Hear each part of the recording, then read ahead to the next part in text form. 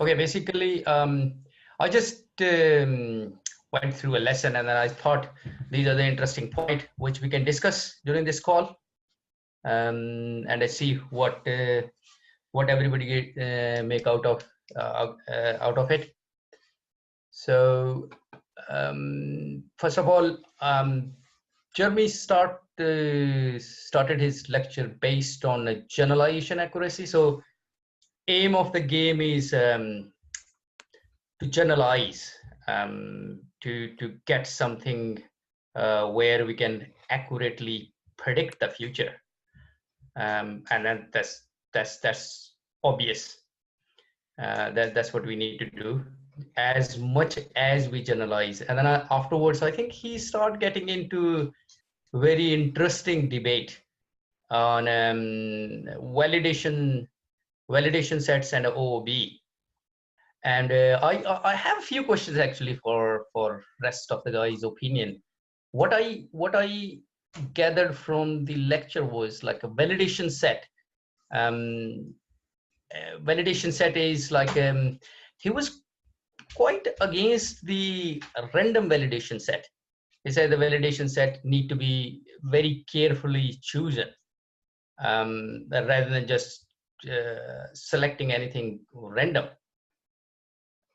So what do you guys think about the validation set? What do you make out of it? Like what it should be, and what's the best validation set? Any opinion? I think he nailed it, especially in the case of how randomness doesn't work for temporal data sets, so that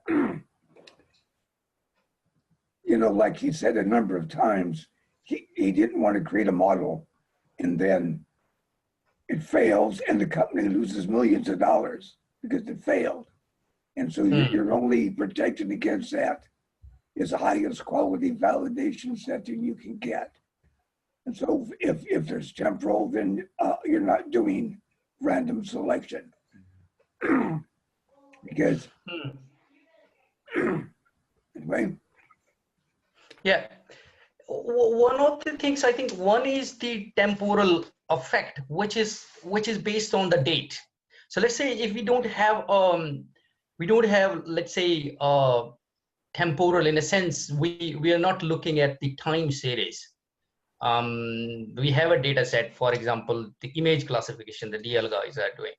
He went it further into like some sort of like a behavioral aspect.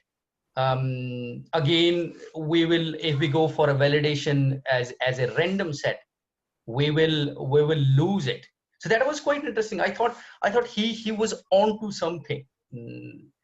Two of the things which I managed to get is temporal effect, as you mentioned there, and then there was some like behavioral change, like we behave, the human beings, or we keep on changing our behavior. What we liked last year may or may not be like today, or there is something amiss, in a sense. Let's say if we don't have date effect, still it's a valid reason not to select the random. Well, as an example, in the United States, half of what is sold during Christmas season. So if you do a sampling for December, trying to predict January, you're screwed. There's no way you could do a sampling that's going to predict accurately January sales. And that is also then, though I'm not sure, what he could also be talking about or referring to with behavioral change, but I'm not sure. That I'm fuzzy on that. It's the same here. So I think he was getting a little bit deeper. So I just put a point there. I just wanted to get, for example, one of the things which I could think of is I think he alluded towards the financial crisis. So we change our behavior during that time around, and if like that was 4 years back, so that aspect has dimmed. And if I give you at the moment in Europe, especially in the UK, we have uncertainty from the Brexit, so getting out of the EU. Yeah. I wonder that affects the model itself, or it's very subtle. You know what I mean? Well, it would be difficult to detect in terms of how things would change, how buying behavior would change, and to more importantly, be difficult to replicate. And if you're like, there was one model they had sales data from Latin America that spanned from 2006 to something that was some huge $100 million data set. I mean, 100 million entry data set. All kinds of stuff happened over that. So the best you would be able to do is some kind of averaging. But the thing he does that just always amazes me is he never takes the way RNN works, the way CNN works so far, is that everything has to be data. Somebody's name has to be data, and then this magical, number algorithm happens, and you suddenly have insights about what's going on. I was watching one about NLP, and they were doing that with text, being able to predict what someone will say. And it's the same kind of thing. But I'm getting kind of off track. But it just always amazes me that on the surface, it looks like it's just a bunch of numbers, and then there you are. So I appreciate then the importance of not really understanding how it works, and yet still these insights pop up out of the data.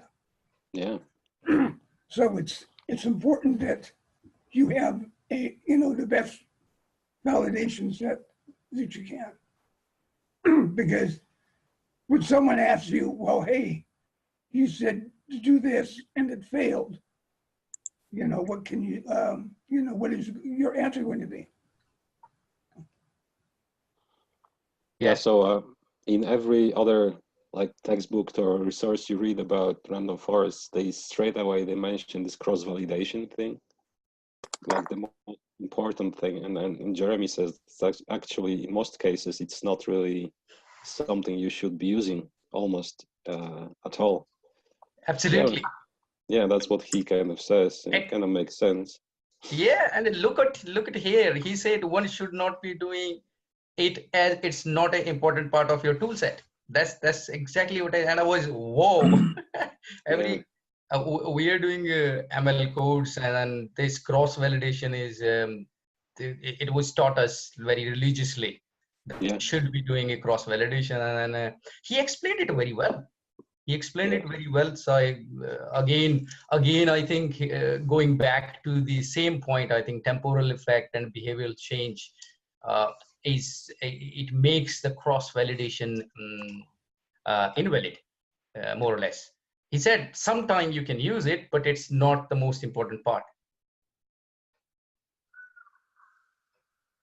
Yeah, that's what he says indeed. So in a way that the OOB score, it's something similar to cross validation. So you get it almost like for free. Well, it's not exactly cross validation, but it's kind of something in that something similar. Yeah, I have a question with regard to OOB. So basically, validation is just the held out data, whether it depends upon random basis or whether we are holding it back, same data for a last month or same date range or so on, different combination. OOB is, in a sense, we held out few rows, random rows. Do we go back and then validate against it, or we don't do it? I missed the point on what's the, I know what's the OOB is, that you held out few rows and then you train your model, what do we do with those held out rows afterwards? You use them, excuse me, you use them to predict what your model, you use them to predict the answers from the model that doesn't include them. And that gives you that OOB score. However, then how it's going to be different than a validation set? Well, each tree that you have in your model is built from a sample, a random sample of your data, and each tree will leave out, by the way it's chosen, because it's chosen with replacement, it will leave out some of the samples, and then those samples that get left out are the out-of-bag samples, and you use your model, the model based on that tree, to predict for those left out samples. So in that tree, you don't use those left out samples. In the next tree, you might, you know. But the model that's based on that single tree doesn't use those samples. Right. Okay. So we are saying it is the number of rows which left out by the model, and it is by default left out by the model, and we validate against this out of bags rows at a later stage. Yeah, and that gives you an estimate of your generalization accuracy when you Right. do that. Okay, and that's the part I was kind of like confused whether we test it against or we just leave it completely. Yeah, so it's like you get it for free almost. That validation, you get it for free. Like, that's my understanding. Yeah. Yeah, I think of that as built-in cross-validation. Yeah, something like that. Yeah, and is it OOB we leave out just the data, or do we leave out number of features as well, like randomly leave few features in a one tree and then reintroduce them into next tree, or is just only the data, the number of rows? Well, the leaving out features is a different matter, but if you, we're getting caught up in this technical terminology, but bagging means, randomly selecting samples to compose a tree. And so out of bag means samples that weren't in that tree, and you're every time you do the random forest, you're doing, a default number of trees, like 20 trees or 100 trees or 160 trees. The out of bag samples refer to, for each individual tree, which samples did not get included in that tree. Okay. So you're pointing to a different phenomenon when you this is the feature selection, where you select 50% of the features or some number of features that you use each time you make a split. Okay. Yeah. Because you're trying to understand what are the important features in the model or in the data. I guess you want to make your model less accurate, and then you want to create more models that are not so accurate. And then when you take the average of the not accurate models, your result gets better. So that's an interesting concept in random forests. Yeah. And also by selecting a random subset of the features instead of using all the features at each split, you're reducing the domination by one, a small group of features might dominate the answer. And by doing this random selection, then every once in a while you won't include those dominant features, and so you get a more an answer that's less sensitive to your data. So it's kind of like a way to regularize the result. Yeah. Okay. And I think you're right. Now I remember he spoke about interpolation, which is like, I think I have third. We will come back to this. Like, I think feature importance, where extrapolation, he talked about it. So we will come back. I got the point. OB is more about the just leaving out few rows itself. Interestingly, he mentioned this phrase, so I just put it out there. On average, OB score will always be less than the validation score. So any thought on the why? Yeah, and he explained, I mean, he asked a question and it was answered a couple of times, and then the last answer was right, but I didn't fully get it, that one. So when I think about it, so the OV score, why would that be always lower than the validation score?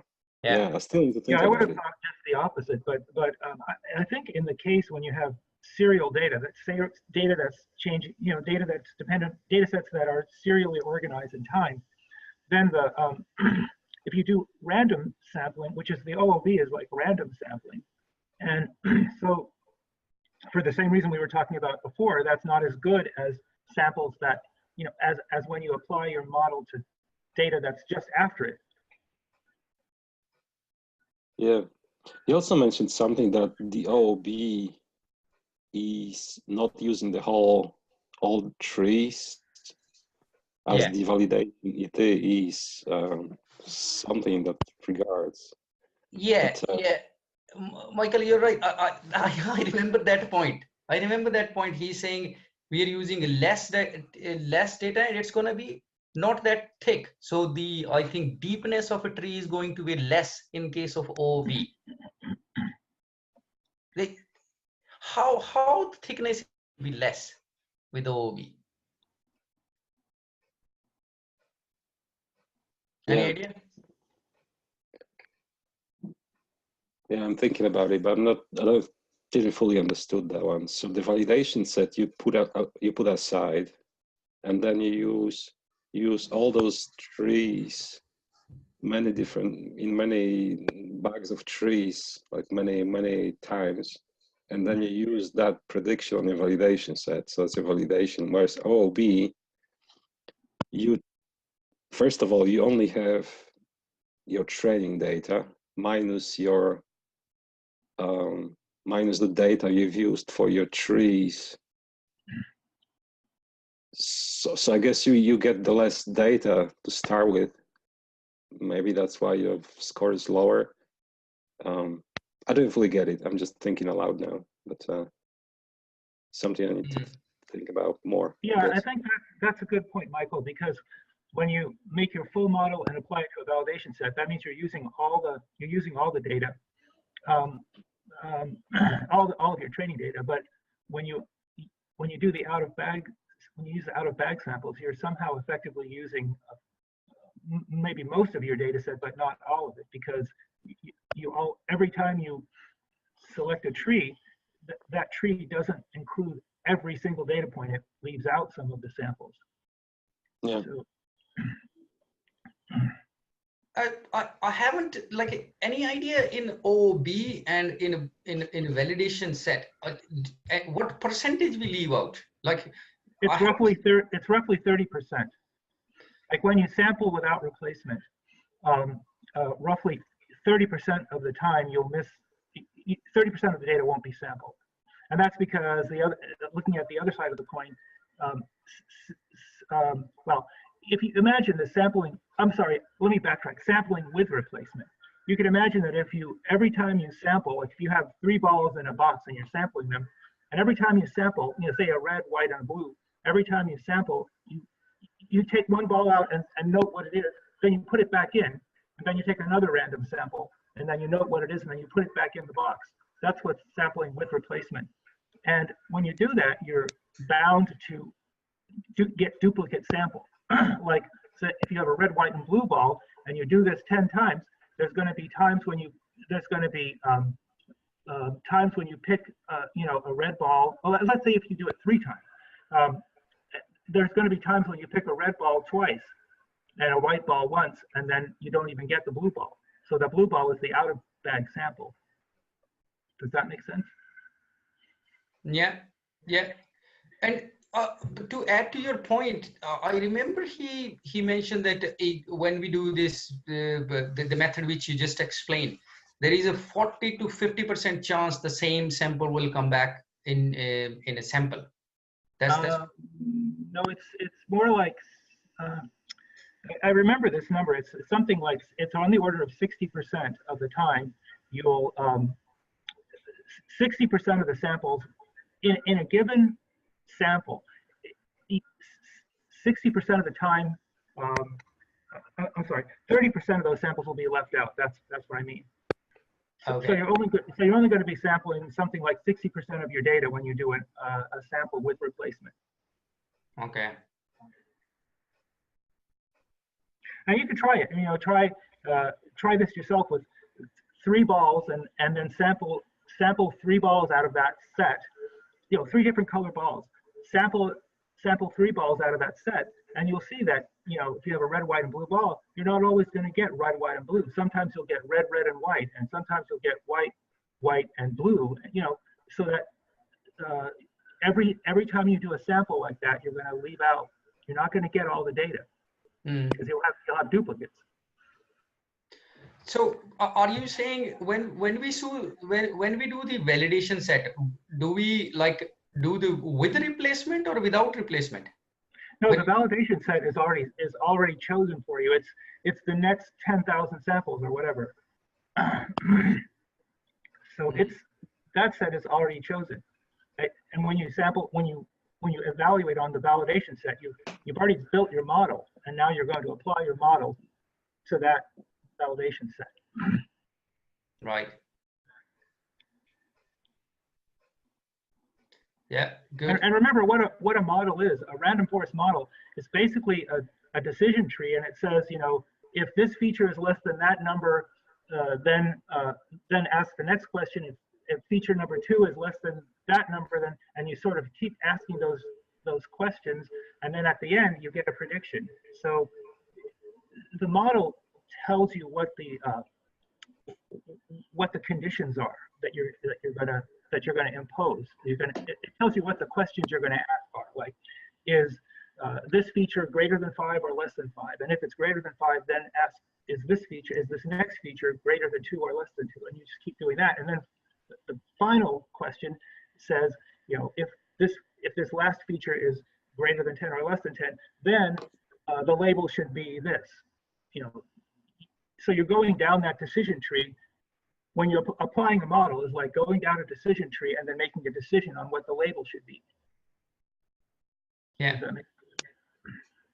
Yeah, it makes perfect sense. Yeah.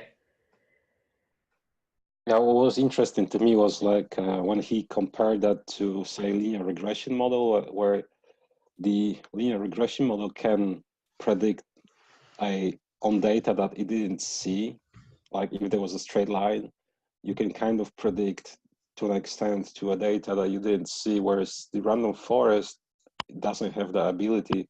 So what also was interesting was that when he removed that time related features, he got better result. That was also very very interesting. I wouldn't think that way, but kind of counterintuitive maybe for me, but it was sure interesting. Yeah.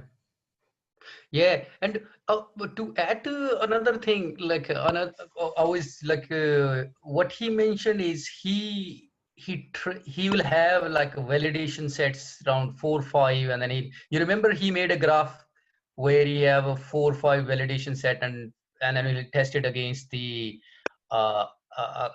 test set, and then afterwards, once he has a good idea, then he'll train against training plus validation set, and then use that model. You remember that, like he doesn't use the model which is basically based on only on a training model. So he used the model which based on training plus validation, trained on a training plus validation. So in a sense, once he validated, once he feel good about the model, then he'll add the data, validation data as well as training data, and then train it again, and then take it as a final model. Yeah, that's the last step. Once you've settled on what your model is, then you apply. Then you use it on all your data to get a better answer, and then that model, that new model, then you apply that to the unknown test data. Would that add a value in a sense? Would that add a little bit of accuracy in your model? Yeah, because you have more data. More data. Yeah, you're using all of the data that you have now. Right. Yeah. It's all good points. It's getting very interesting. Anybody else want to add anything in here? So I think on the chat we also have explanation on the OOB score. Yeah, absolutely. Yeah. I'm just trying to read that and understand. So it says that every so why the OOB score is lower? Every that is predicted by all the threes, except those using them for the training. So less trees for the prediction. I understand. For validation, you use all the trees. Yeah, I guess that makes sense. Well, you're really using all the trees in OOB score too, but the trees have fewer new data points in them. Or, can you hear me? Yes. Yeah. yes. So what I meant, and I understood, is that so for validation, when you take a row, if you have 100 trees, for example, in your random forest, you use all of them. But in OOB, when you don't use part of the training set, those rows are not used by this tree, and by statistics or whatever, by some other trees that will not use them for their training, no? So you have a bunch of trees that are not using those, and therefore for those rows, the prediction is made maybe with 60 trees instead of with 100. Instead, for the validation, for every row, you use all the trees. That's what I understood. I don't know if it makes sense. Yeah, but then it's it's the same like, let's say if you have 100 rows for a validation set, for the sake of argument, we take 30% out for a validation set, so we have 70 rows. And let's say if we go now for the OOB, we push 100 rows. So how many rows it's gonna held back for each tree? Let's say, for the sake of argument, 30%. So don't we think it's like 30% held out back in both cases, OOB as well as validation set? I'm not sure. What I mean is, when you separate for validation, and then when you try to do the prediction on those rows, you use all your trees. But if you think on the OOB, so you take one tree, you train it with that 30%. So then those rows that are not used for the training, you predict. I didn't think this through, so I may not explain it very well, but those rows that are not used for the training, you don't predict them with all the trees, because some of them will use it for training, no? Because those 30%, you take it randomly every time you train one tree.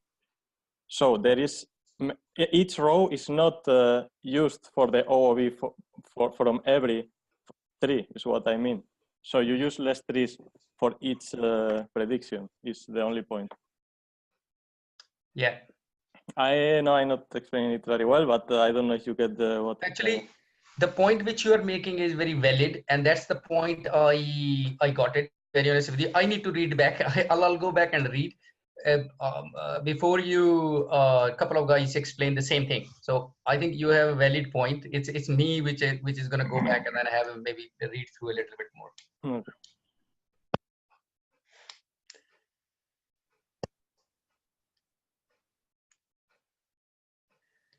Anybody else want to pitch in on a first slide? Cross validation we already discussed. Time constraint, he said, like you will be using a lot of all the data, so you need more resources. And same thing he mentioned, that you may be breaking the temporal relationship in a cross validation. That's I find it very interesting, the first part. I watched a couple of times, but it's still it looks like need to do a little bit more. Anybody else want to add anything on OB validation set, cross validation, anything?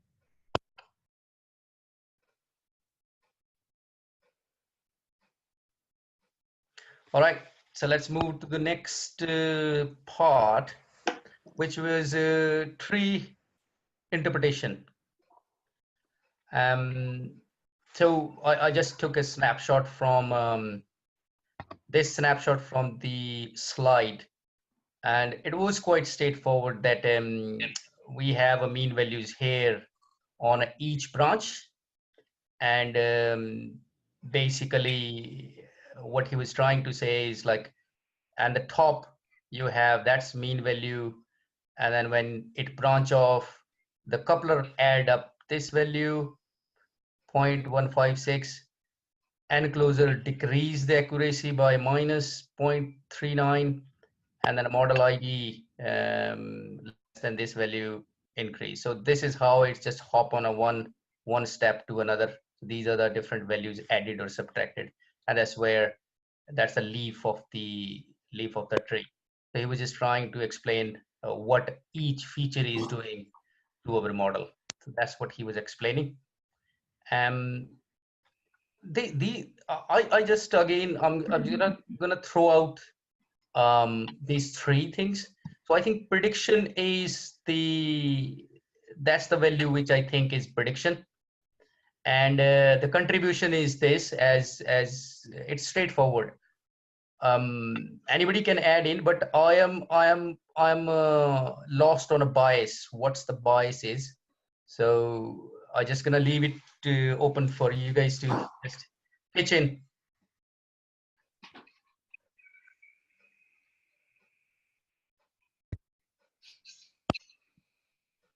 So you mean like bias in the interpretation of the tree? Yeah, so what's the bias? Where is the bias? How do we define in case of like when we're interpreting, what's the bias? Yeah, I'm not sure. Hmm. Was that in this respect in the tree interpretation?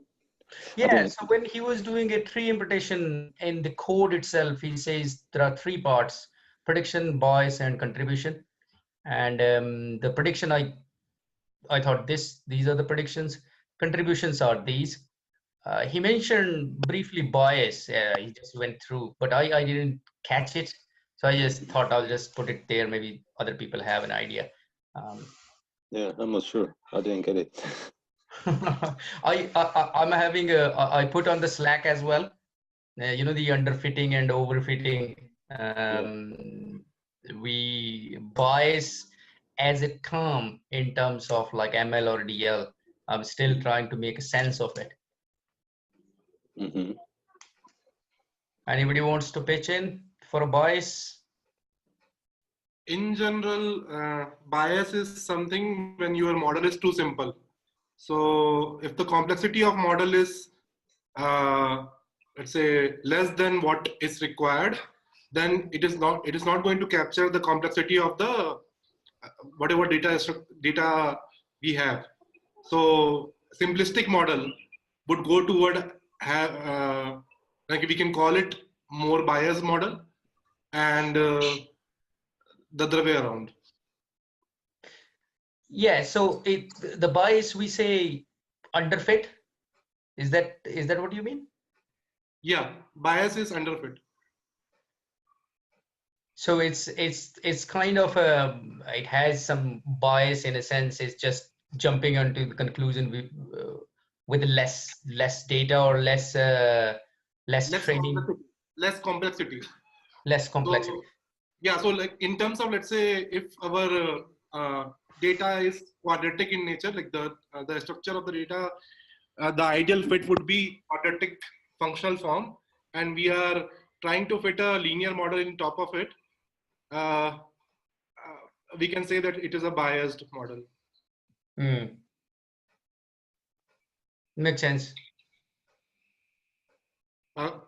If anyone want to correct me or add something on top of it. You're right. I mean, like, I think there was a slide, and I don't remember it's in the DL case or ML. That's where they say the model is biased if it's underfit. So they use recursively these terms, bias or underfitting. And then you put it a very good point, like the less complex. it means it's jumping into a conclusion without with going. When you say less complex, can you explain what do you mean by less complex? So in terms of let's say our data, the right format of the or architecture of the model would be a quadratic, has to have a quadratic nature. So it is some kind of parabolic nature kind of data we have, and we are trying to fit a linear kind of model, which is not quadratic. So then it will never be able to capture that quadratic nature, and that's yeah. So in terms of degree of equation, it is the complexity we are adding, and if we have less degree of freedom, we would have less complexity. That is how I. Yeah, makes sense. Definitely, it's a good point. Very good point. I think that also just to add a little bit, the generic meaning of bias means that you're wrong, and you're wrong in the same way. So like if you systematically make an underestimate of a number that you're trying to estimate, and you keep getting lower numbers, then that's a systematic bias. That's what a bias means. And this would be the case if you're trying to fit a data that falls along a parabola. If you try to fit it with a line, you can imagine that there's going to be a whole sections of data that are going to be underestimated or overestimated, and that's what bias means.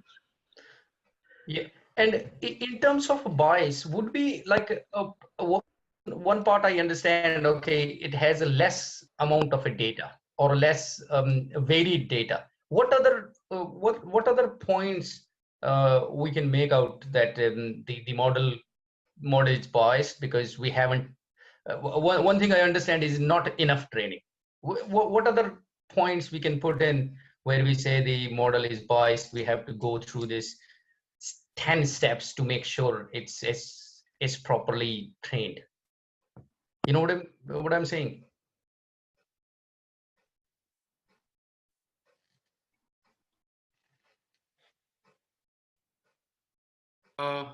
So in terms of complexity, most probably we can.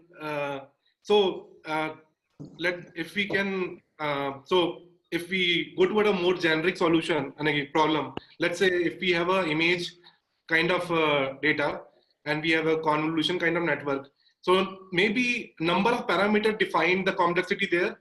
So most probably, let's say if our model is underfitting, we can try to increase the number of parameters, because we know that in a loose term, complexity is driven by the number of parameters we can fit. So if we are underfitting, we have a possibility to increase the number of parameters. So that is one intuition I think I have. And other than that, in architecture ways also, I think we can explore a different architecture. Yeah, it's good. Anybody else want to have more discussion on these 3 points: prediction, bias, contribution?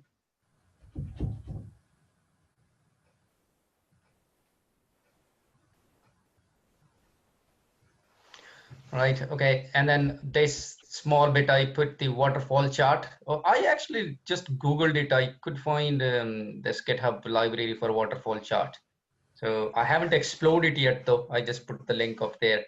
So if anybody wants to have a look, if it's good enough. You remember Jeremy mentioned there isn't anything quite good. So it's a challenge he gave to any student to write. Someone did it, yeah? I'm not sure. Like I just Googled it. Maybe somebody has already done it. I haven't used it though. I'm just going through if I can find anything. It was a direct hit. So I just looked at it. It looks like a waterfall chart. But again, there was also one linked in the lesson wiki pages. Let me see if that's the same one. Yeah, it's the same one. It's the same one. Yeah. Okay. Yeah. So it's the same one that's linked now into. The idea was brought to my attention by Jeremy Howard. Yeah. So this was inspired by his lecture. Okay. So nice. Somebody definitely got the inspiration. Nice. Yeah. Right. Anything anybody wants to add with regard to tree interpretation? Any doubt?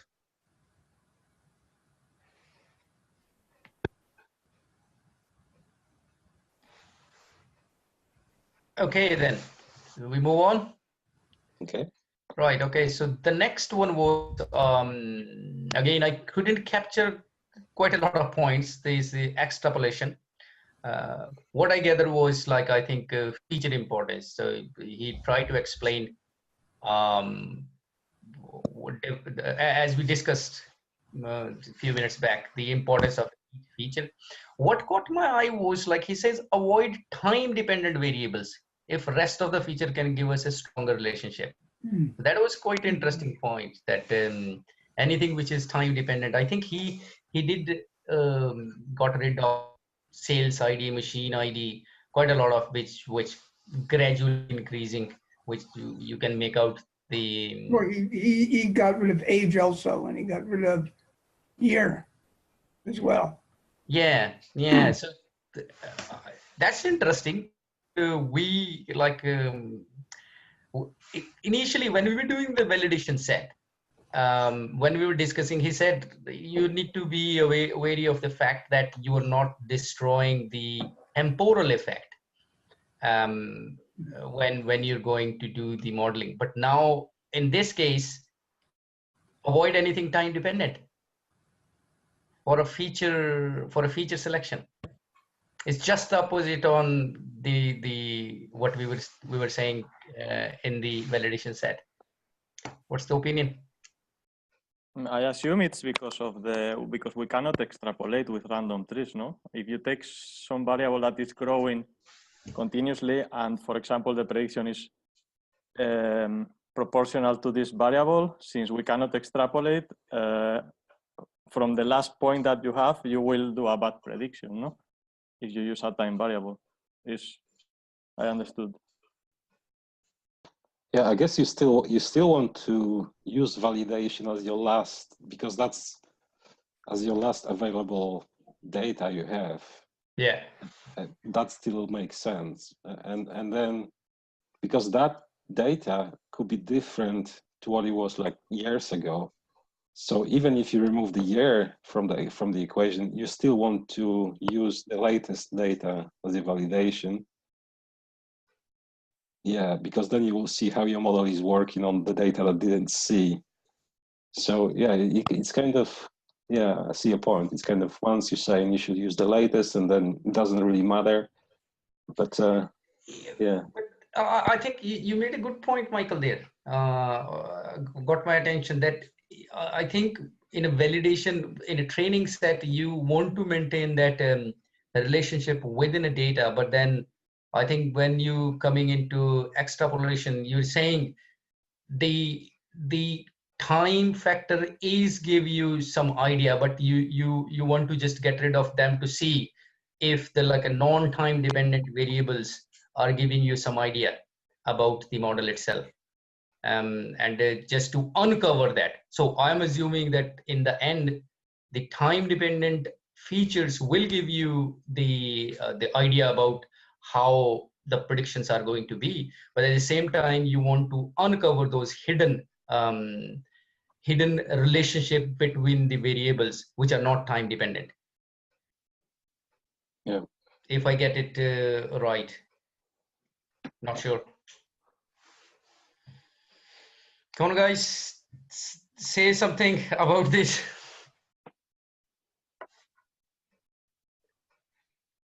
And I guess this is the feature selection when we say extrapolation? Is this the feature selection part we are talking here? I think this might be a good example of what he was talking about. Say we decided to do a study on people studying machine learning. There's an inherent bias outside of a temporal one. We all have to speak English. We all have to have a computer and that has access to the internet. These are all variables, very important variables, where time would be not that important. It would only be temporal in that there were a number of classes over time.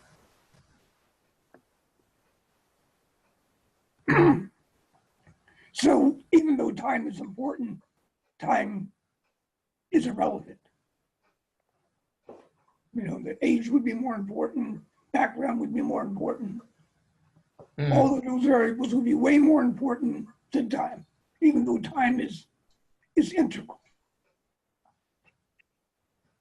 Yeah, it's interesting that he got better score once he removed some of the features.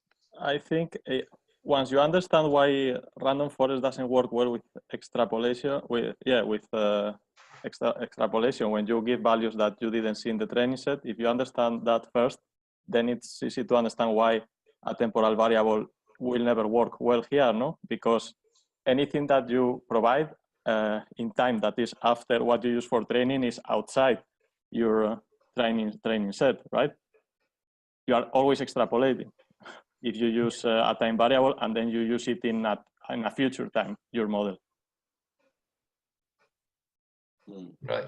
You see what I mean when I say that you are always extrapolating? If you use it, if you train your model up to today, let's say, with data up to today, and then I use it in 1 month, I am extrapolating that time variable because I never showed the model with, you know, a feature arriving to that time. Yeah. That's why it's extrapolation. Yeah. So you were saying that we shouldn't have that month or the time variable in our model. It's what I understood. So what he says and to answer your question of why is if you imagine that a time variable gives you a very good prediction of the price simply because the price goes up with time. But there is another variable that gives you also a very good prediction, but just a bit worse. So, you know, the tree will be hidden because you have the time variable that gives the best prediction. But if we try them with data that is outside your training data, like in 1 month, for example, it will extrapolate. And extrapolation works very bad with random forest. So that's why if you can remove that time variable and find something good with a variable that is not time dependent, you can get a good, you know, it will be still good in 1 month. Yeah, so it will be like, it will be a good generalize. And going back to his point, your model is as good as it can predict the future, like that on a test. And then he gave a very good example on the Kaggle where I think 30% of the data of the test data is public, 70% is the private, and then your model should work well on the private data set. So I think I got the point, and it's a good point. And then you're right. Now the one thing is like how, let's say with the time variable your model is very good, 99%, and then with the, let's say you get rid of that time variable, how backward you could go? Like let's say if you remove one thing and then you go back to 90%, would that be still acceptable? Is there any thought on what's acceptable when you remove time dependent variable or any variable which you think is extrapolating? I don't think he gives an example. I think he gives precisely the example where it's better to remove this time variable. You know, it uncovers that there is another good predictors which in addition are not degrading with time, you know. Correct. Yeah. So he doesn't give the counter example or where to find the threshold, if it's better to leave it even if it's going to get worse. I don't think he goes that deep. Maybe you can make a comparison, no? Like time to ponder more. You're right. I think once, perhaps in coming lectures he may cover that. In fact, here in the lecture there is a moment where he shows that the OOB is better than the validation because the OOB is always you know, you are not extrapolating, you are always within, since it's the same training data, it's always in the same range of time or whatever. It can be other thing even. Correct. Instead, the validation in theory is outside the same time range. So in the same way, the cross-validation can give you like inaccurate, safe sense of security, I would say. Yeah, I agree. Yeah, that makes sense. Yeah, yeah. But time always captured, like in general sense, time always captured two things: trends and seasonality. So I understand the trend part would go wrong when you are extrapolating, but if you are capturing the seasonality using time dependent variable, it would help. But be careful there, because the months, for example, are repeating over and over, and the weeks and the day of the week. Instead, the year, it doesn't repeat. So I think that you can leave those that are iterative, so you can find patterns, like you said, at least with random forests. Instead, the year or the ID number, like in the example that he gave, those only goes up and are not good for this. I think. What do you mean by GR? Year, the year. The year, sorry, yeah. Sorry for my. Yeah, that's right, yeah, it makes sense, yeah.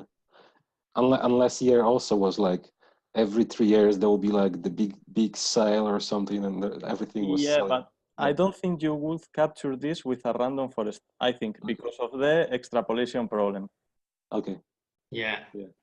Because at some point, since you are only splitting by feature, let's say that your last split is if year is over 2000, then give this value.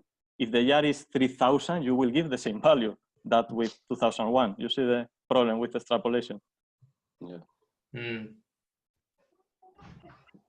I have a question about the section that he's done on extrapolation, because he did some kind of a trick.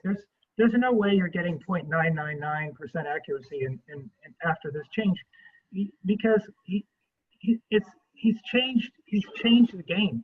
Instead of trying to predict the price, you're trying to predict whether the sample is valid or not. And he's made this definition, whether is valid is 1 for samples that are early, and is valid is 0 for samples that are later than a certain time. And so instead of predicting the price, you're predicting is valid. And that's what you have the 0.9999% accuracy on, not predicting the price. And I really don't understand why he's doing this. I think that he's trying to figure out if the validation or test set that Kaggle gives you has temporal dependency, because he says that a problem with Kaggle challenges is that they never tell you if the test set is a random subsample of the whole thing, or if it is the next is if they divide it by time, like the test is the future and the training or what they give you is before that. I don't know if I explained it very well. So you want to know if there is a time dependency of the samples or not in the test set. Right, I understand that, but what I'm saying is that it's confusing when you see this OOB score of 0.99999. That is not the OOB score in predicting the price. That is the OOB score in predicting whether the sample is early or late, whether the sample is a part of the first batch or the second batch after a certain time. Because if you see, that's how he defined this thing called is_valid. If the sample is the first set of samples up to n_trn is set to have that label be 0, and in the rest of them, that label is 1. And so you're just predicting whether the sample lies within, whether or not you think the sample lies within the training set or the validation set. I don't really understand why you're doing that. But that's what you're getting this incredible accuracy on. It's not predicting the sale price. But I think there what he wants to do is to find out if it is easy to predict this separation. If it is easy to predict, it means that some variable is time dependent. If it's not easy to predict, it's the opposite. So when it is very close to 1, it means that there is some variable that he has to remove, until it is not that easy to predict if the sample is in the training or in the test set. I think that's the idea that he's trying to. So it's a separated, it's a random forest that he's going to throw away. It's just to find out, this thing. I see. It's like a trick for Kaggle competitions, I guess. He wants to kind of gauge what the test set is that we cannot see. You can submit to Kaggle and see your score on the public leaderboard, but you don't really know what exactly is that. So he doesn't. I know you can only submit 10 times a day. So if you like doing a lot of experiments, you cannot submit more. So if you can find out what a test set is, and then kind of like simulate that in your own environment, you can then do a lot more experiments. And then yeah, and that's what he's trying to do. He's trying to figure out what a test set is. Yeah. Yeah, exactly. If you run with the time variable, and then your model says on a Kaggle 99% results, but in reality is something else on the private data set. So it's probably, I think, going ahead of a time to find out that I have a time dependent variable in a data set which I should get rid of to make sure I extrapolate properly.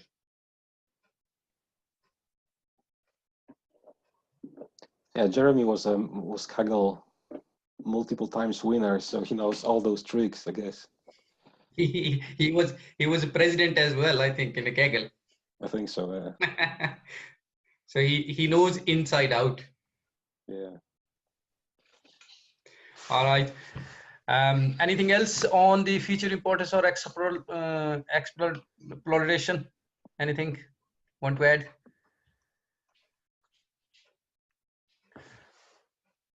All right, so let's move to the last bit. That last bit, what I think he was trying to just create the random forest from scratch using, I think, the not the Fast.ai, but which libraries he was using? He was using the He used NumPy a bit, but he didn't use that much, I think. yeah, sklearn. All I got out of the whole process was this OOP, Object-Oriented Programming. Yeah. That's like I'm like, to be very honest, that was a good lesson for me, because I don't do Python programming, so it was good good lesson. So just quickly going through it. So class will have methods and attributes, and it will have one constructor. Correct me if I'm wrong, because I am not an OOP guy. So this is what I got, is like you will have one constructor which will create an object of class itself. That's a constructor. It have many methods and many attributes. And then this init underscore init underscore. Is it called a Dundee init? I don't know. I slowed down the video because I usually do like 1.5 or 2.0, but I didn't get it as well. Dunder, like I write. Is it Dunder from double underscore. Dunder. Double underscore, Dunder. Yeah. Oh, double underscore. Yeah, it's okay, yeah. And then one interesting part was self object, like in any method. So in a sense, he's saying like every single object or every single method will have this self as a first parameter, whether you specify or not. The class methods normally, yes, because if you want to do something with information that it's in that specific object, you need to refer to it somehow. So you use self, like the same object. But do you define a definition as a self, or you just don't? No, it's automatically when you define a method inside a class, the first parameter that you pass, it's that. So you can call it however you want, as he says, but that will be very misleading, because you know, it's always the object itself. Yeah. Okay, I got that from it. I said, okay. And I wasn't aware about self. I just thought it's interesting. And you know, this double underscore, is there anything called a single underscore my function underscore? Well, he's mentioned a number of times that if you have the underscore at the end, that you're doing the change in place, as opposed to setting aside another variable. So in place of that object which we pass to this function? For example, if you had self dot underline my function underline, you're changing something in place as opposed to creating another instance of it. Okay. Yeah, got it. I wasn't even aware. Like I thought this is interesting, like double underscore, what's the single underscore? So thanks for that. Actually, I didn't know in place.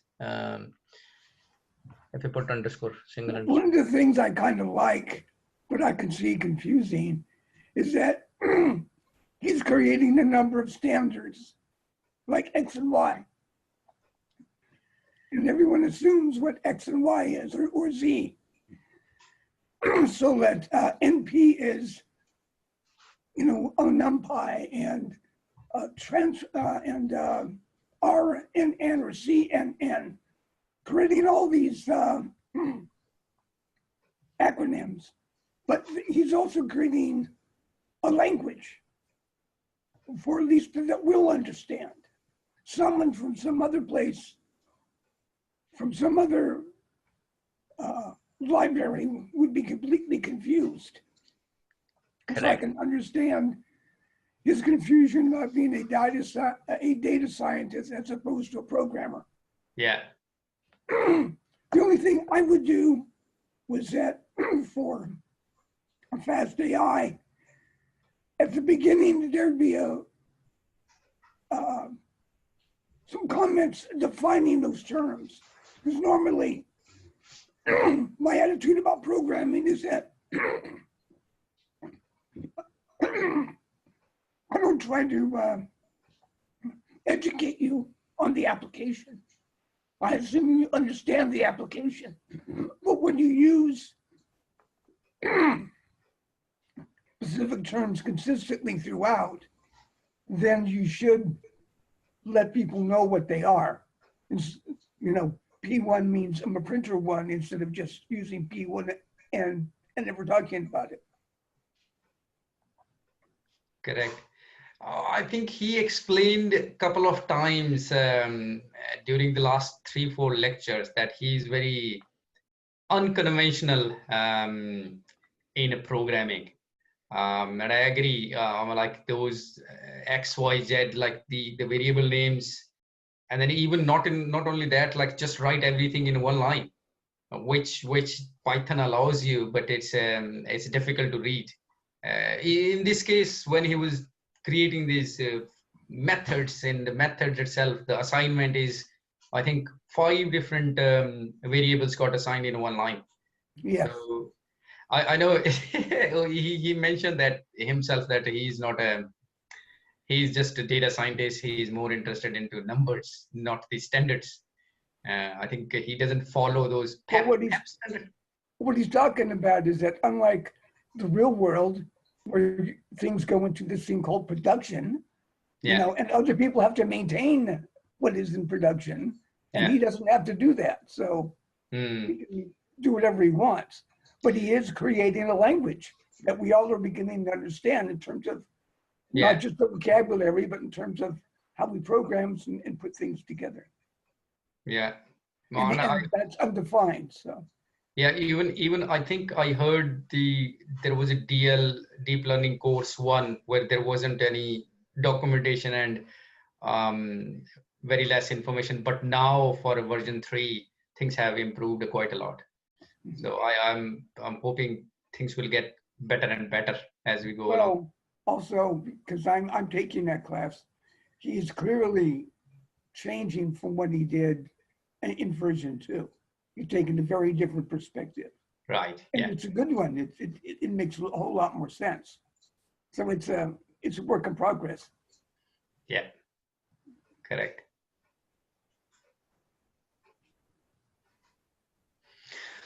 Right. Anybody else wants to add anything in object-oriented programming?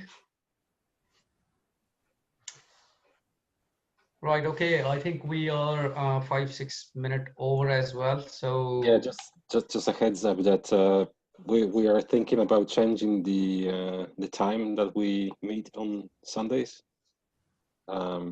So we will let you know if there's any change, but potentially we're thinking about changing to 2 hours later. So that will be, instead of 10 a.m. Eastern, to 12 a.m. Eastern.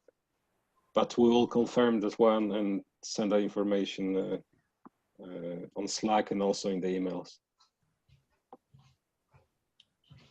Yes, 12 o'clock would be appreciated. Yeah. Where are you joining from? In California, and so it's 7 in the morning.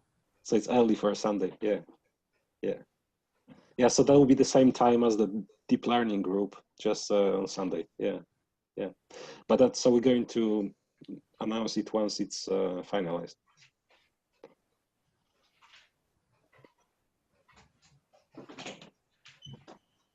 Okay, so question on anything, once anybody has any question answer, shout now, and the rest is for the next week.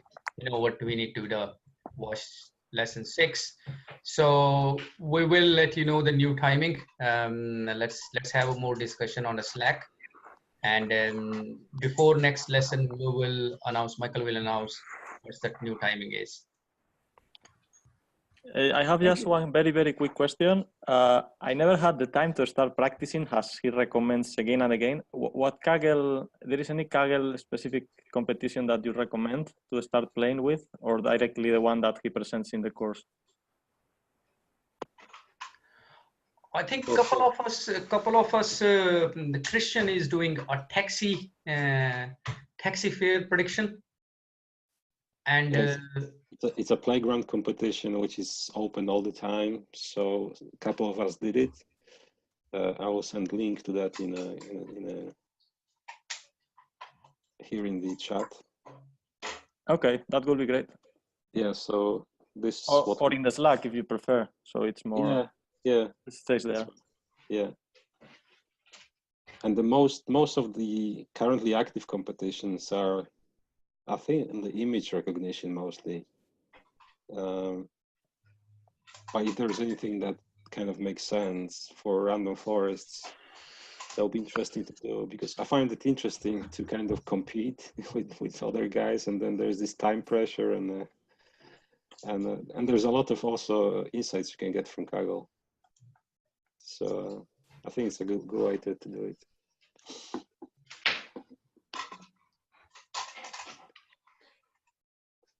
Okay, Doc. I think we are end of the session.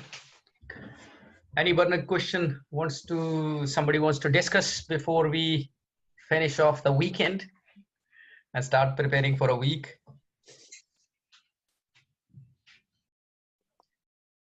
All right, then. Good. Let's go. Thanks very much, everybody. Bye-bye. Thanks for joining in. Thanks, And Dinesh. Thanks, tune in next week. Bye. Bye-bye. Bye-bye.